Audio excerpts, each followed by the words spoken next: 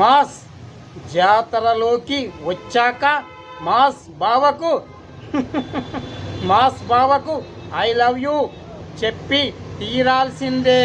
ఈ గులాబీ పువ్వు ఇస్తున్నాను, అర్థమయ్యిందా?